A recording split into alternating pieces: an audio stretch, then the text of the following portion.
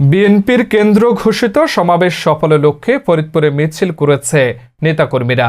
মোহাম্মদ সুমন মোল্লার তথ্য ও ভিডিও চিত্রে দেখুন বিস্তারিত।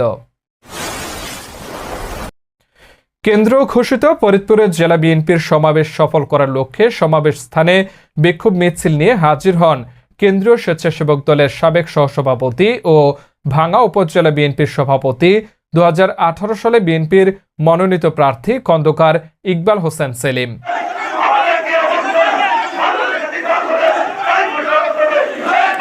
আর উপস্থিত ছিলেন ভাঙ্গা উপজেলা বিএনপির সাধারণ সম্পাদক মুন্সি হাবিবুর রহমান হাবিব, সাংগঠনিক সম্পাদক মোহাম্মদ আয়ুব মোল্লা, সিনিয়র যুগ্ম সাধারণ সম্পাদক এমডি ফজলেশ সোবহান শামীম, পৌর বিএনপির সাবেক ভারপ্রাপ্ত সভাপতি এম ওয়াদুদ, পৌর বিএনপির সহসভাপতি সৈয়দ সদরুজ্জামান নফিজ সহ বিএনপি যুবদল, ছাত্রদল নেতৃবৃন্দ।